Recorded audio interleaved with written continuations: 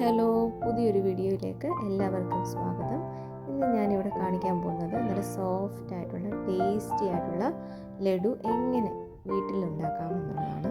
കണ്ടോ, എത്ര സോഫ്റ്റ് ആണെന്ന് നോക്കൂ. ഇത് കാണുമ്പോൾ തന്നെ അറിയാം നല്ല സോഫ്റ്റ് ആയിട്ടുള്ള ലഡു ഉണ്ടാക്കുന്നത് എങ്ങനെയാണെന്ന് നോക്കാം. അതിനുവേണ്ടി ഒരു കപ്പ് കടലമാവിലേക്ക് ഒരു നുള്ള കളറിന് ആവശ്യമായ മഞ്ഞൾപ്പൊടിയും ഒരു നുള്ള സോഡാപ്പൊടിയും ഇട്ട് ആവശ്യത്തിന് വെള്ളം ഒഴിച്ച് ഇതേ കൺസിസ്റ്റൻസിയിൽ മാവ് റെഡിയാക്കുക, ബാറ്റർ റെഡിയാക്കുക. അതിനുശേഷം ഇത് കുറച്ചായിട്ട് തിളച്ച എണ്ണയിലേക്ക് ഒഴിച്ച് കൊടുത്ത് ഒന്ന് ഫ്രൈ ചെയ്തെടുക്കണം. മൊരിയാൻ നിൽക്കേണ്ട ആവശ്യമില്ല. മൊരിഞ്ഞ് കഴിഞ്ഞ് കഴിഞ്ഞാൽ ലഡുവിൻ്റെ ടേസ്റ്റ് മാറിപ്പോകും. അതുകൊണ്ട് ഇതിൻ്റെ അകം ഒന്ന് കുക്കായി കഴിഞ്ഞാൽ ഉടനെ തന്നെ നമുക്കിത് മാറ്റാവുന്നതാണ് എണ്ണയിൽ നിന്ന്.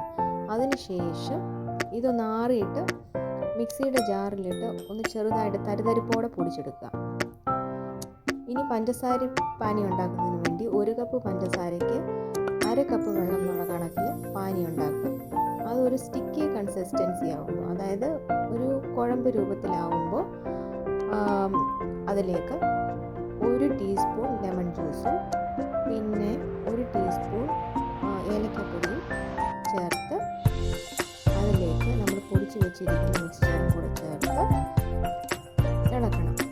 ശേഷം അതിനകത്തേക്ക് ഒരു ടേബിൾ സ്പൂൺ നെയ്യും ഡ്രൈ ഫ്രൂട്ട്സും ചേർത്ത് നന്നായിട്ട് ഇളക്കി ചൂടാറുന്നതിന് വേണ്ടി മാറ്റി വയ്ക്കും.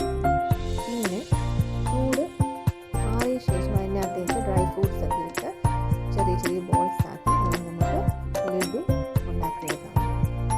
ഇതിപ്പോൾ ഞാൻ ഒരു കപ്പ് കൊണ്ട് ഒരു 13 ലഡു ഉണ്ടാക്കിയെടുത്തിട്ടുണ്ട്. നോക്കൂ, വളരെ സോഫ്റ്റ് ആയിട്ടുള്ള ടേസ്റ്റി ആയിട്ടുള്ള കടയിൽ നിന്ന് വാങ്ങിക്കുന്ന അതേ ടേസ്റ്റ് തന്നെയാണ്, ബൂന്തി ലഡുവിൻ്റെ അതേ ടേസ്റ്റ് തന്നെയാണ് ഇതിന്.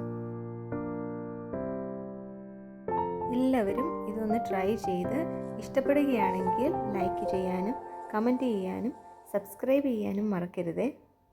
ബൈ.